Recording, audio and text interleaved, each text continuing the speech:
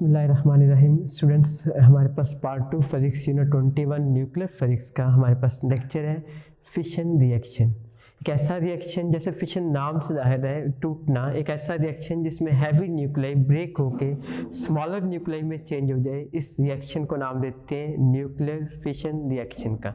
Define हमारे पास है such a reaction in which a heavy nuclei like uranium is broke into two nuclei of nearly equal mass। अब इनके mass same भी हो सकते हैं, डिफरेंट भी हो सकते हैं। इस टाइप के रिएक्शन को हम नाम देते हैं न्यूक्लियर रिएक्शन का। और न्यूक्लियर रिएक्शन के केस में हमारे पास लॉट अमाउंट ऑफ एनर्जी जो है वो अमिट होती है हीट की फॉर्म में, काइनेटिक एनर्जी की फॉर्म में। नेक्स्ट कर लिए, हमारे पास एक यूरेनियम का एलिमेंट एटम हमारे पास है 92 to 35।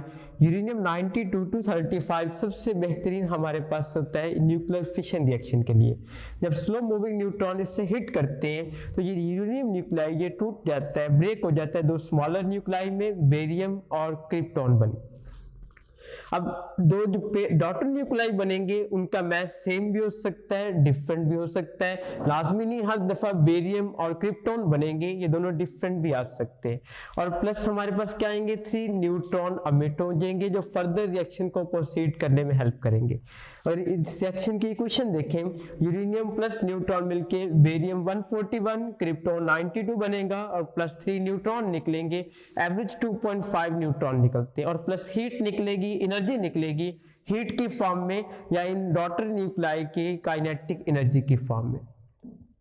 अब अगर हम देखें तो बाइंडिंग एनर्जी पर न्यूक्लियॉन्स जो है फेरस के बाद मैक्सिमम होती है, इससे आगे चलेंगे एटॉमिक नंबर बढ़ेगा, बाइंडिंग एनर्जी पर न्यूक्लियॉन्स कम होती जाती है। तो यूरेनियम की बाइंडिंग एनर्जी हमारे पास 7.7 मेगा इलेक्ट्रॉन वोल्ट, पर जो प्रोडक्ट बनते हैं बेरियम क्रिप्टॉन उनकी बाइंडिंग एनर्जी हमारे पास 8.5 मेगा इलेक्ट्रॉन वोल्ट। जब इनको सब्ट्रैक्ट करते हैं तो हमारी बाइंडिंग एनर्जी कितनी बनती है, 0.09 मेगा इलेक्ट्रॉन वोल्ट। ये एक न्यूक्लियाई की बाइंडिंग एनर्जी पर न्यूक्लियॉन्स है। पर हमारे पास यूरेनियम के अंदर 235 न्यूक्लियॉन्स, इनको मल्टीप्लाई करेंगे तो एक न्यूक्लियाई जो है वो 211.5 मेगा इलेक्ट्रॉन वोल्ट एनर्जी अमिट करता है। ये एक न्यूक्लियाई था, तो कितने ज्यादा न्यूक्लियाई जब अमिट करेंगे तो बंडल ऑफ एनर्जी हमारे पास जनरेट होगी। बाइंडिंग एनर्जी पर न्यूक्लियॉन्स हमारे पास 211.5 मेगा इलेक्ट्रॉन वोल्ट है। अब हमारे पास है चेन रिएक्शन, एक ऐसा रिएक्शन जो खुद को मेंटेन कर सकता है, बार बार कंटिन्यू करता है। इस रिएक्शन को हम नाम देते हैं चेन रिएक्शन का। Fission reaction continue maintain itself is called chain reaction. और फिशन रिएक्शन जो होता है हमारे पास चेन रिएक्शन होता है, ये फर्दर कंटिन्यू करता है, स्टॉप नहीं हो जाता। अब फिशन चेन रिएक्शन से पहले हम इसके बारे में एक लिमिट पढ़ते हैं, इसका एक कंडीशन होती है कब चेन रिएक्शन कंटिन्यू हो सकता है। उसके लिए हमें जानना जरूरी है कि क्रिटिकल मास क्या होता है। The minimum mass of helium which can sustain a chain reaction is called critical mass. यानी मिनिमम कुछ मास होना चाहिए, उस मिनिमम मास को जो चेन रिएक्शन को फर्दर प्रोसीड कर सकता है हम क्रिटिकल मास का नाम देते हैं। अब चेन रिएक्शन होता कैसे है, लाइक एक न्यूट्रॉन जो है वो यूरेनियम के ऊपर स्ट्राइक किया और ये दो फर्दर न्यूक्लियाई में चेंज हो गया, प्लस 3 न्यूट्रॉन मिले। अब हमारे पास यूरेनियम के और भी एटम मौजूद थे, ये 3 न्यूट्रॉन जो है यूरेनियम के और एटम के ऊपर स्ट्राइक करेंगे अगर उनका मास क्रिटिकल मास हुआ तो। इस तरह ये यूरेनियम भी दो एलिमेंट में चेन और 3 न्यूट्रॉन मिलेंगे, ये फर्दर 2 न्यूक्लियाई में चेन और 3 न्यूट्रॉन मिलेंगे। इस तरह ये रिएक्शन अपने आप को मुसलसल कंटिन्यू रखेगा। इस रिएक्शन को हम नाम देते हैं चेन रिएक्शन का नाम देते हैं। अब 2 टाइप के हो सकता है, एक होता है कंट्रोल चेन रिएक्शन और एक हमारे पास है uncontrolled chain reaction. Uncontrolled chain reaction क्या होता है, अगर हमारे पास न्यूक्लियर रिएक्शन का अगर यूरेनियम का मास जो है वो क्रिटिकल मास से बहुत ज्यादा होगा तब वो रिएक्शन अनकंट्रोल होगा।